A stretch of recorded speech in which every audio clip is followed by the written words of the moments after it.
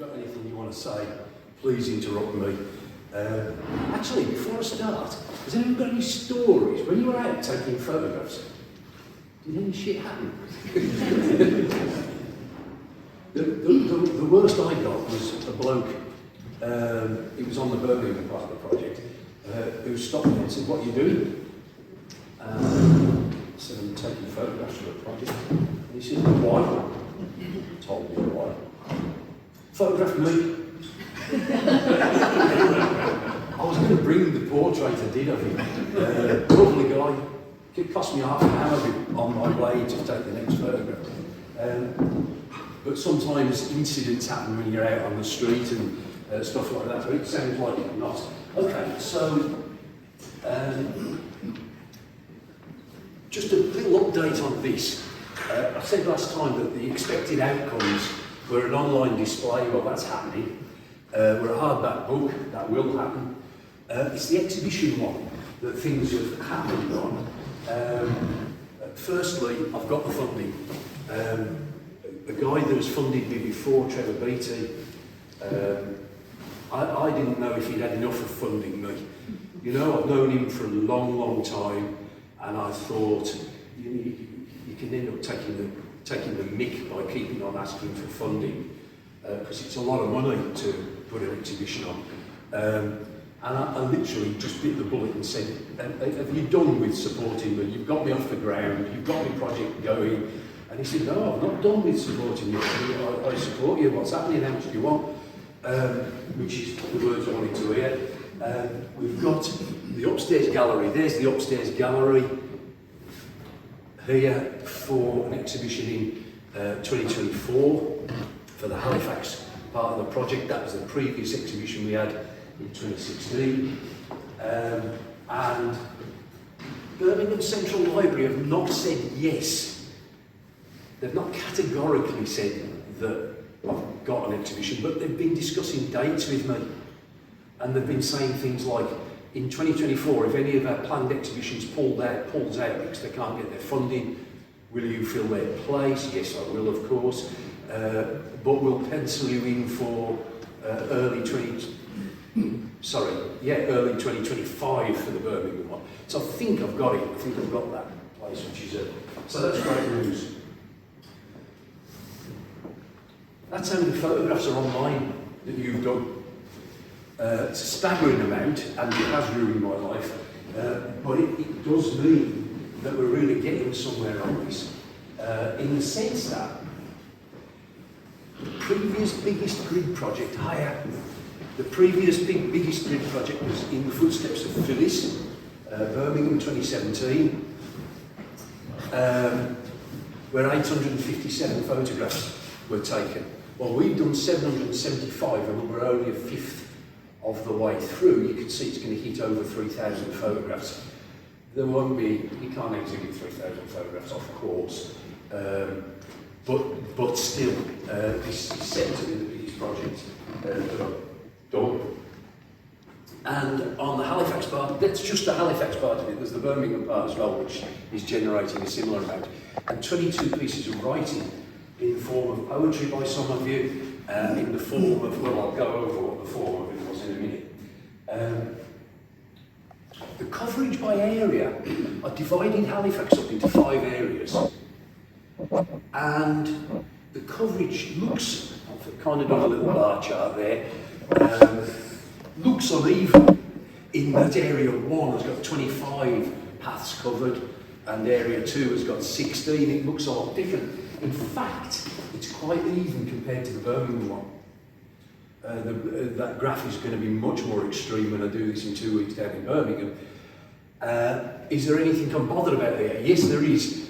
I want a reasonable coverage of the 5 areas, and I would say that area 4 is down a bit. I'm not so worried about 2 and 5, but area 4, which goes up to is this area heading up to Norton Tower, and so I would, over the course of the year, we need to pick paths in different areas. I'm just flagging that up as it's an area I want to get more photographs on, just to keep the coverage a bit more even. Now, there's a few people in here that are new to the project. That this is they're either joining in now or they've joined in but haven't heard any of the last talk and so forth. And I just want to quickly go over what the big aim is here, because we've got an aim. These photographs, if this set of photographs and this exhibition is going to be worthy of the display we're likely to get, then it's got to be based on something rather more than ambling around with a camera or a notebook if you're a writer, rather more than just ambling around saying, that's nice, I'll take that. There's a bigger aim here. And the bigger aim has come from Kevin Lynch in his book, The Image of the City, in which he proposes, it's a seriously researched and respected book this, in which he proposed that how happy we are in our environment where we live depends to a large extent on having a mental image of that place. Whether Halifax to us is what he would call imageable or legible, meaning that there are very clearly defined paths and other things that we have as an image in our head, which is more than just a map. It's more than just a street directory. It's atmospheres and moods and knowledge of where things are. And he said, a good environmental image gives its possessor an important sense of emotional security. This is not something we're thinking about all day long, and it's not to do with the happiness that you get from living in a leafy street with low crime and a good primary school near you. It's a different thing. A legible city would be one whose districts or landmarks or pathways are easily identifiable and are easily grouped into an overall pattern. And that's what this is about. It's a bigger aim than just photographing what's aesthetically nice, although there's nothing wrong with aesthetically good photographs. I'll come back to that in a bit. And his research over a number of years picked out 5 elements of a town or a city that contribute to our image of it and how secure we feel in that town. And those are paths, not literally paths, they're roads, railways and so forth, landmarks, districts, nodes and edges. I don't want to cover all of them now, I only want to cover the one we're going to move on to today. But the paths that we've done, just for the point of review, paths are the channels on which we normally move around our city or our town. How we get from one place to another, that's what the paths are about. And it's the place where all the other elements exist in a way, the nodes, the landmarks and so forth, and the districts, they all live on paths. Okay, so let's review what we've done, because we've done a lot, those 7 on the image. And the first 2 I've lumped together, specialised use or features, or easily identifiable facades. And I just want to pick out 2 or 3 examples. Now, I've got 775 photographs. I can't represent everybody here. So if I don't use your example, it's not because it's a crappy example. It's just that I can only pick out 2 or 3, otherwise I'll be on it all day. So I've picked out 2 or 3 with easily identifiable facades or obviously specialised use. Graham Maslin went along Queen's Road as his path. Interestingly, he picked one facet of Queen's Road, which is the food facet. There are other facets to Queen's Road. But anyway, he picked that out as an essential, as the essence of Queen's Road, and produced this quite fabulous, I think, set of photographs. That's Queen's Road, all right. And I think identifying that in advance was a very, very good thing to do. Kate and Nick Throop, not here today. For any of you that are associated with North Halifax Grammar School, that's Miss Ryan. Did Paris Gates to Shore Lane. Very, very strong, powerful image that some people would say reeks of Halifax. Side note, there's a mistake on that.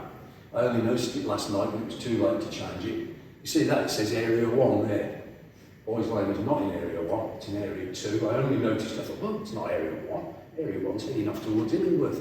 One or two of you have helped me, and I would ask that everybody help me on this. If I ever put anything online, whether it's on the website or on social media, and I make a mistake, it happens. Tell me, it really helps me. There's a lot of data involved, and it's easy to miss something. This may be my favourite set in the project so far, and I'm delighted that it's by a 16-year-old. This is Ovenden Way, obviously, by Olivia Humphrey, and I think she has managed to capture the distinctness of Ovenden Way. Ovenden Way is a very distinctive path. It's dead straight. It's probably the straightest road in Halifax for a long way. It sinks from at the top of Nursery Lane. It goes straight down in a dead straight line until you get to Ovenden Road.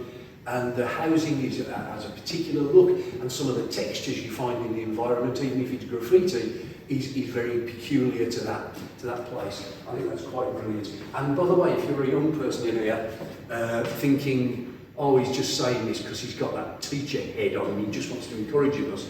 No, I'm not. I won't do that. Look at Muggy for do that.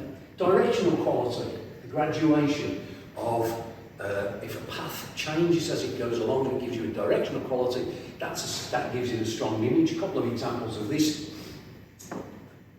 This is Iona Wood, she's 15. I'm not just picking it because it's a young person. This is a great set of photographs. And she's done Windybank Road, where you go from high up to lower down, not much lower down, but high up to low down, and it goes from rural to kind of industrial at the bottom of Windybank Way. And I think that's a fabulous set. Interestingly, something that's cropping up, I never asked for this, it's cropping up on a few people's photographs. I don't know if you've noticed, a lot of rubbish around, isn't there? I've got another path here coming right up. Dylan's path, Moorend Road, from the town centre to Moorend Road via Buckley Lane. A fabulous graduation as you go from the town centre to the rural areas with great views, but the rubbish is showing up again. I think that was potentially deliberate. Dylan, where are you? Was that? Did you focus on that, Dylan? Not initially. I wanted to try and find the beauty, but then... Well, I think you found the beauty, but the beauty's kind of tainted a bit, isn't it? It's as it is in Iona's pictures, which are also beautiful, but there's rubbish. Well, it is what it is. This is a documentary project. We are not working for the Calderdale Tourist Board here. If we do that, we'll just end up with a set of pretty photographs. And at the end of the day, that will be less substantial than what we are doing. The Hebble Trail. I've had a few sets on this. This is Jack's. And it goes right from the town centre behind the railway station. I think, Jack, is that behind the railway station, that first photograph, Jack? That's the next layer. Okay, thought it was. So we go right from there out, following the Hebble, and a fabulous graduation from the town as it goes out. It's never entirely rural, but there's a beautiful graduation there. Okay, strong start and end points are a feature of highly imageable paths. So here's a few. I think those bridges on Water Lane are almost a landmark. One glance and you know where you are there, as you drive past it even. Fabulous. I don't know how long this path is going to have this as its conclusion. It might not last forever, but it's certainly memorable now. No arguing with this. What's the most memorable end to a path in Halifax? Well, it might be that. It might be Dean Clough at the end of Old Lane.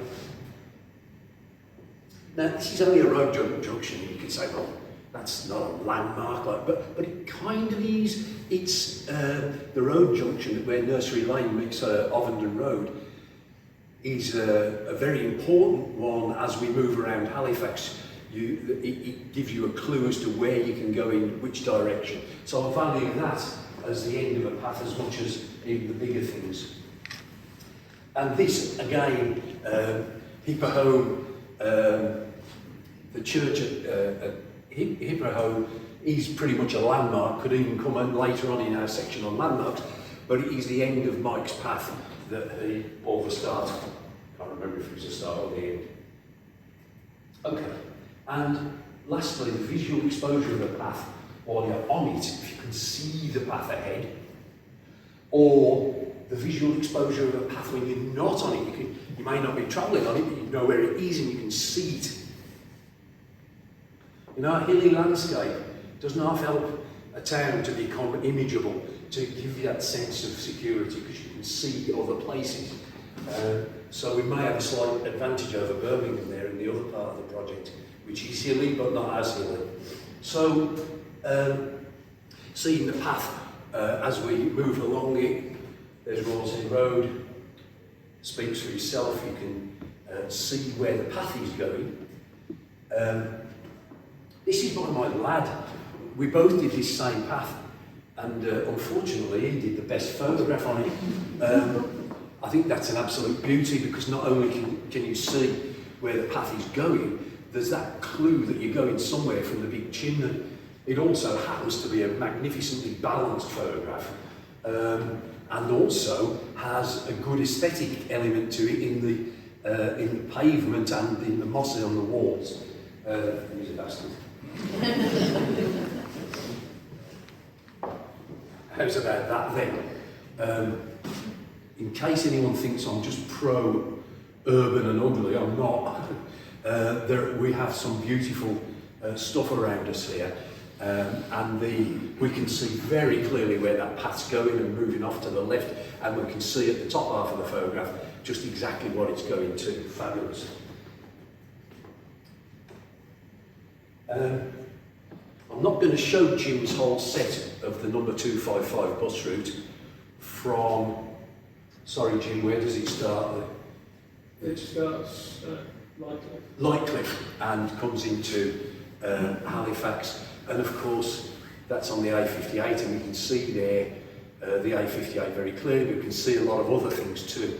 Absolutely brilliant. In fact, I love that set that Jim's done from the bus. Jim, can I ask you, did you do that in one go? I did the majority of them in one go. Then when I looked at them, there were a couple where I just thought the composition wasn't quite what I wanted, and I went back.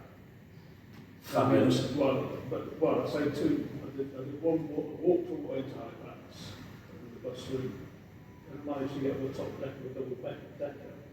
So there's one shot that I got from the top of the bus.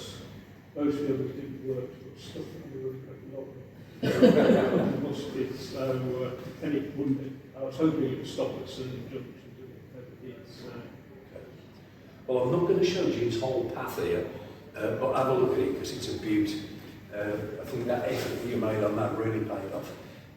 That's mine. My path is the same as Jim's. That's probably only 100 yards away from where Jim took that last photograph. And of course, there was a mild fog that morning, and most photographers get up and run out as soon as a bit of fog because it looks all right. The writing, we seem to have three kinds of things. We have poetry, we have captions, and we have extended prose. The poetry, I've been umming and ahhing whether I'll try and read these, but I think I'm not going to. I'll let you read them. I'll just put some extracts, just little bits.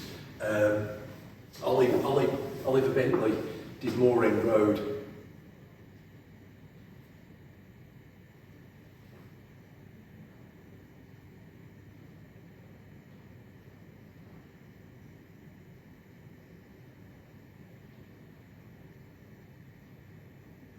I think that's fabulous. And the graphic designers in here amongst us, don't beat me up for using a different font on that. Ollie, he's a graphic designer himself, and he sent it me as a JPEG so he could have his own font and spacing and everything like that. I've got to respect that. Saddleworth Road, Richard Cook referred back to the Cromlin Rock Festival that was a tragic rock festival in a way, because it got, it basically Halifax had a deluge in August for a couple of weeks. So he's done it historically on the Cromlin Rock Festival.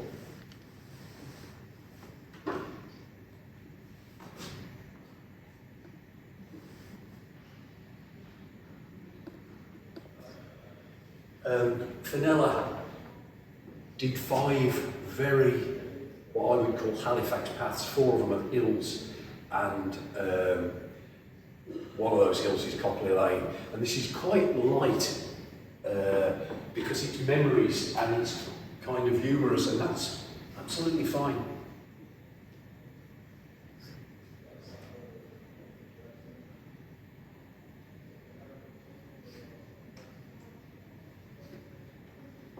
It seems that she's remembering a time when she'd grown up but still had a bit of the kid in her.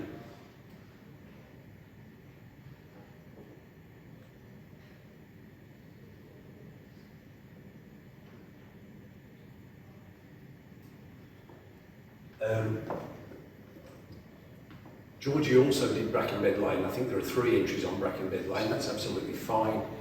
And that's a little bit of the poem she's done.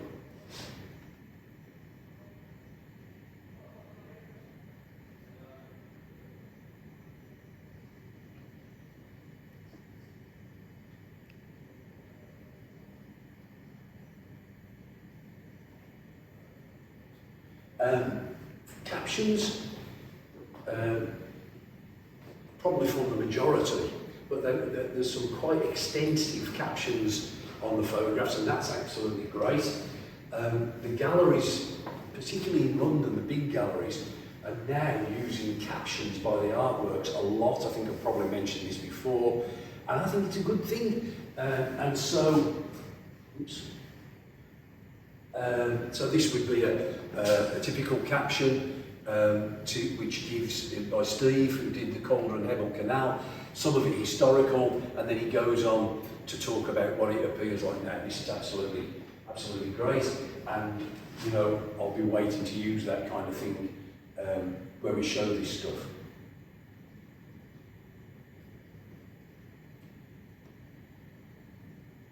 Going to move it on. And then extending prose, a little bit on this project, a little bit more in Birmingham actually. Some of the Birmingham extended prose runs to 4 pages of A4 typing, and some very personal stuff.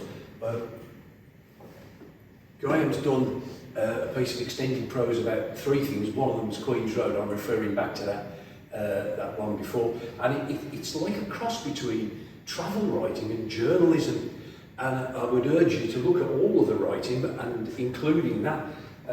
It's quite fabulous. I can't really do it justice here. It needs a 3 or 4 minute full read. So the writing, if you're up for it, keep it coming. And of course, there's no need to be up for it. If writing is not your thing, don't. That's absolutely fine. And of course, I would accept writing without photographs. That's also fine. Okay. So where we're going, that's a review of what we've done. What's next? Next up is districts. I was going to do landmarks, I've changed my mind. I think it's appropriate to move on to districts. Now there's 2 kinds of district, commercial and residential, and I want to do both. It'd be wrong just to do housing. That's not what a town or a city is made up of. It's made up of a lot of things. So both of those things. So what's a district? Kevin Lynch says, districts are relatively large city areas which have some common character. So more than just a path, but they have a common character. That's the key one. I've got a handout for you at the end which I've put stuff like this on That's absolutely key, that statement is. Now, not necessarily a named area, because a named area doesn't necessarily have a common character. Let me give you an example. I'm going to pick one from Birmingham, Edgbaston. Edgbaston is a large area of Birmingham. It existed before it became part of Birmingham. And if you asked anyone in Birmingham, what's Edgbaston like? They'll say, well, you're loaded. You must be loaded. You must be in a profession that pays blah, blah, blah. And this is the image that will be in their head. And sure enough, there are groups of roads like that in Edgbaston. But when we flick through some other of the area, I've just done a trawl of Edgbaston. I did it on Google Street View, so not my own photographs. But those big, expensive townhouses aren't everywhere. These are modern, more modest townhouses. And there are even some smaller townhouses that have been there a long time, and they're very different in character to the expensive stuff. Let's keep going on Edgbaston, because students occupy that big block, and other normal people, the block on the right. That's very different to the image that's in the head about Edgbaston. The cricket ground occupies a fairly decent part of Edgbaston, Warwickshire County Cricket Ground, from the days when the city was in Warwickshire. Birmingham University is in Edgbaston, and for a mile and a half diameter around Birmingham University, you could say that was a district, because it's different. The students make it different to the rest of Edgbaston. More the image of Edgbaston, but then this Five Ways Island, which is just surrounded by skyscrapers. So you get my point. A political or historical boundary where we call it Edgbaston doesn't mean that's a district with a common character.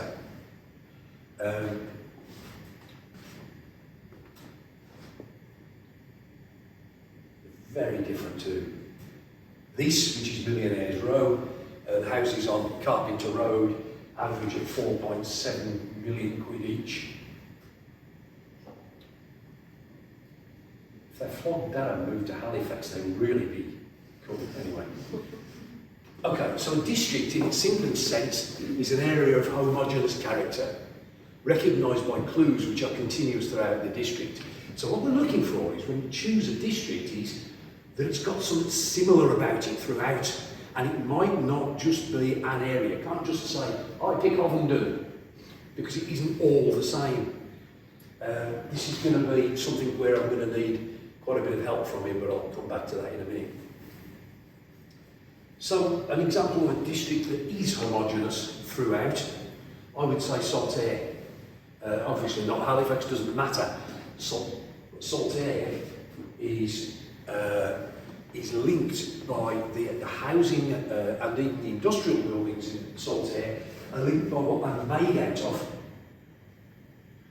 The houses, whether they have gardens, like them little gardens at the front there, or whether they don't, tend to be linked by, say, for example, rounded arches on the windows at the bottom, so the materials, the rounded arches. The street signs in Saltaire, the traditional ones, have their own graphics. It's almost like it's a kind of corporate identity, isn't it? And I guess it's no surprise, because it was planned. It was built to a plan. But there it is. There's a complete example of a homogeneous area. So, homogeneity is some of these things might play a part. The spatial characteristics, whether the roads are all wide or all narrow. The building type, as in Saltaire. The topography, whether a district is on a hill or not, or whether it's shaped by a river. The building features, the facade features, the materials, as mentioned with The floor surface, we have roads with cobbles. Not everywhere does, and some of them are in specific districts. And the degree of maintenance, a district can get its character if it's neglected. So all of them things, if you had 3 or 4 of them that were continuous throughout a district, you have got a powerfully imageable district. Okay, commercial districts, they're there. We tend not to want to look at them, but they're there all right. Here's an example, Homefield Industrial Estate. The big circle is Homefield Industrial Estate. The little circle, I'm not sure if it's Homefield or the Industrial Estate or not, it's down by the Ivy House, if you know that part of town. And it seems to me, whether it's called the same or not, it is distinct, it's separated by the roads. It's a different area, so I think I've got 2 industrial estates there. But just looking at the top one, the one that's actually named Homefield Industrial Estate, it does have a certain, it might not be pretty, but it has a certain homogeneity to it, in its floor surfaces, in the age of the buildings, in the size of the buildings, and so forth. The saddo in me can see a lot of aesthetic in this. I might want to do that. Also, if the district is visible as a whole, e.g. high position or panoramic views, its separateness as a district is intensified. And it just so happens, this is why I picked this example, that Homefield Estate can be seen from a distance. You can pick it out. Okay, some examples of commercial areas around here. They're just examples that I picked up. Some of them are in, a lot of them are industrial estates, although the area where Queen's Road meets Pelham Lane isn't, I don't think, known as industrial estate, but it does have quite a bit of industry there. And there will be others that I haven't investigated myself. Okay, residential. I just picked as an example of a homogeneous area, this sort of area. I don't know what to call it, maybe you do. Edwards Road and its avenues, Washer Lane, Upper Washer Lane, Gayness, Scarbottom Road and Delfield Road. I'd call it the area around Waynehouse Tower, but it might have, does anyone know, is that going to name that? Well, that's interesting you say that, Jack, because I thought, hey, Pine Nest, and then when I said Pine Nest to somebody, they thought of Pine Nest Road, and it's all different to this lot. You know, it's brick rather than stone. Yeah. So it's this area. I haven't put a red blob over it. It's this area here where we've got. There's Waynehouse Tower. You can see where Tesco's is. Crossley's is there. It's very separate from Crossley's. You're in a different world in a way down there. And it has the topography, a number of avenues that come off. I think it's Edwards Road, which go downhill in the same manner. The pond is built out of the same sort of stone that some of the houses are. There is plenty of floor surface that's the same, and it's a highly homogeneous, actually quite pretty area. And I've listed a few others that came to mind that I thought had got some homogeneity to them. Example, I think Aykroyd was isn't that a little bit like Saltaire? It's right. Edward built that. What? So was it in the same way they built Saltaire? Yeah, he was the comparative person for Halifax. Yeah. Right. So he built the model village in Copley with the mill, and the same in Boothstown, and got Gilbert Scott to do All Souls Church.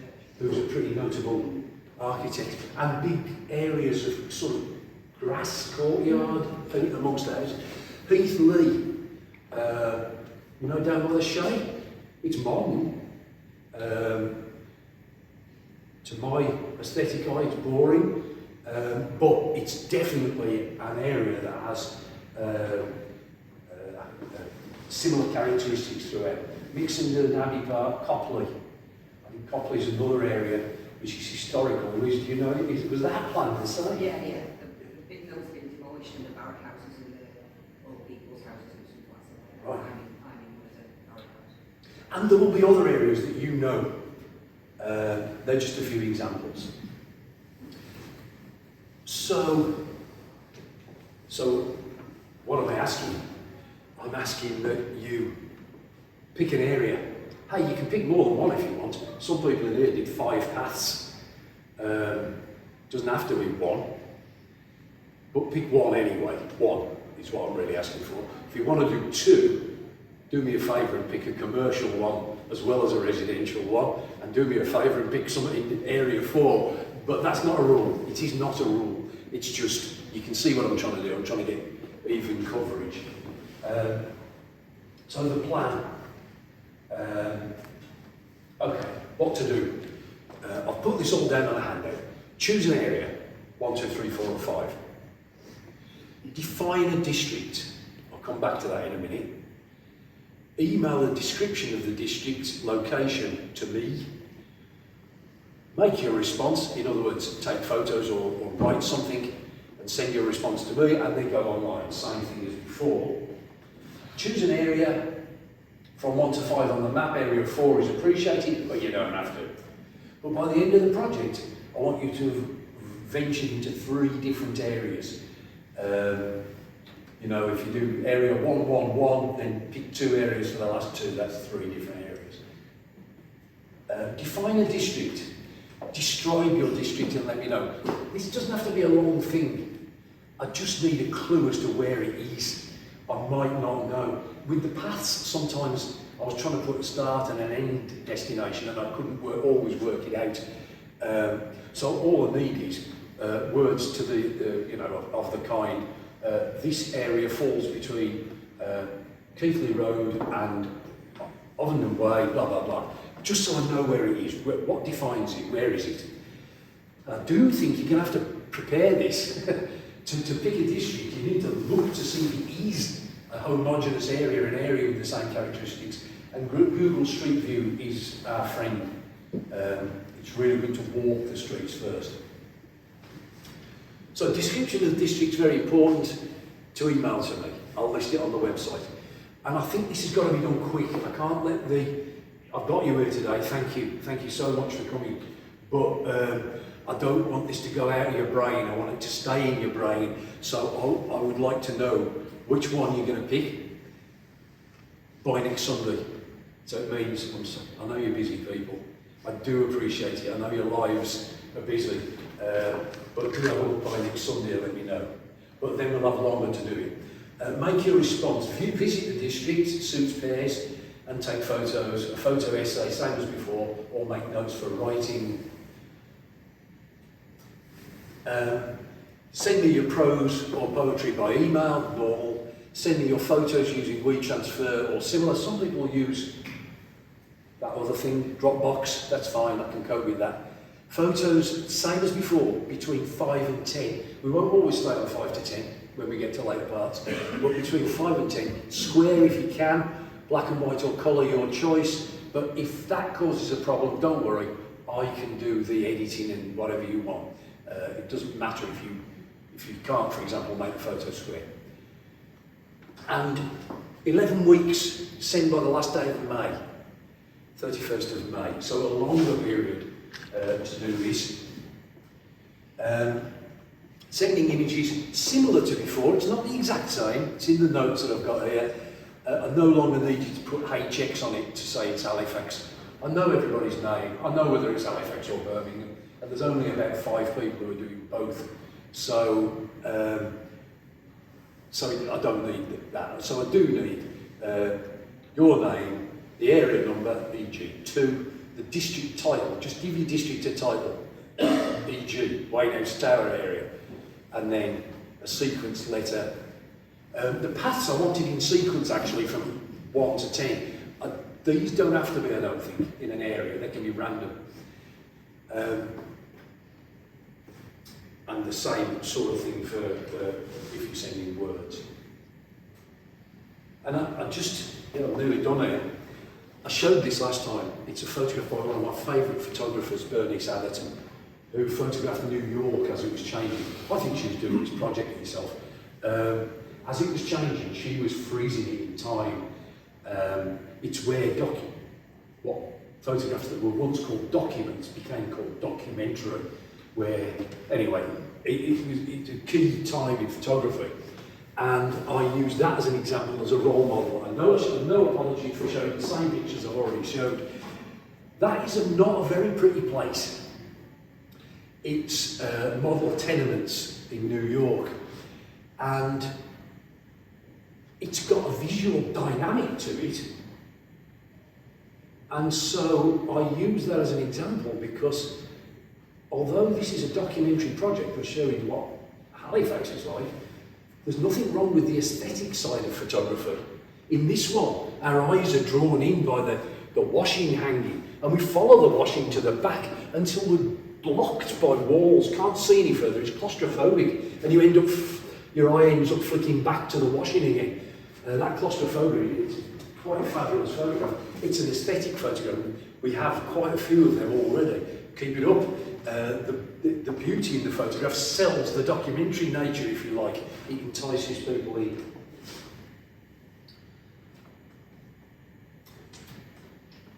So I'm about done. I've got these, which kind of sums all of that up. Anyone sitting there with a question? Yeah. What constitutes, how big an area or how many buildings constitute a district? It's a good question without a good answer. I think a district is more than a path, it's more than one road. I would say it's a number of roads that probably at the smallest end is about 3, but might be bigger than that. So for example, Dean Clough could be constituted as a district in itself. Is it multiple buildings and roads within it? Or Yes. Yeah, no, it could be, and it is homogeneous. So it could be. Note, I expect that will probably come up in landmarks as well, but that doesn't matter. There's a Venn diagram of all these headings and it all overlaps. You know, we've had landmarks already, and so forth. So yeah, I think it could be, yeah. And you wouldn't be the only person doing it. And by the way, that don't bother me. I'm absolutely cool with different people doing the same places. You just get a different response. People's eyes are different, their brain, you know, it's completely personal. So, what about, say, Calderdale Royal Hospital? That would be multiple buildings, but not enough. I'm just trying to get in the end. yes, no, I'm appreciating the questions. That far less so, because in Dean Clough, I think, for example, you can walk quite a distance on roads inside Dean Clough, and you can even drive quite a distance. It's rather different in the hospital where virtually what you can do is park the end. Yeah. So I'd say Dean Clough is a good example and the hospital less good, although the hospital is, later on we'll come to landmarks, is a notable landmark. Does that kind of... That's I really appreciate clearer in my mind. Yeah, no, I appreciate the question. The old hospital that's been converted into old flats be Bang on. Absolutely. I wish I'd thought of that as an example. Right, do you know where Janine's talking about? The old hospital where it's now been converted into flats. And they are very much a homogeneous set of places. And even just down from it where they've done new build, Charnock Close. What do I know that? Sadder. All the new build is similar. So yeah, good example of that. So I do think, I mean, I think these are the key questions. I do think that it wants a bit of walking on Street View to see what you might get. Okay. Right, I promised my wife and my lad a sausage butty, and I'm heading for that sausage butty, I think, right now. So, hey, if questions come up tomorrow or the day after, send me an email. I do respond. I mean, for the next 2 weeks, I am going to be blinkered. The last 2 weeks I've been blinkered on Halifax and trying to get the website finished, and it is. And getting this together, well, now I'm going to spend 2 weeks. I've got about 40 paths to put online to finish the Birmingham one off. and then the presentation which you need to convert to Brummy examples. So we'll leave it there. Please do have one of these, because it's got everything on it. And I'll see you in the cafe if you go in there. Anita, are you in there? No. Roger, do you need to warn the cafe that some people might come in there? Do they know? Yeah. Okay. Okay. Cheers. Thanks, folks. Excellent.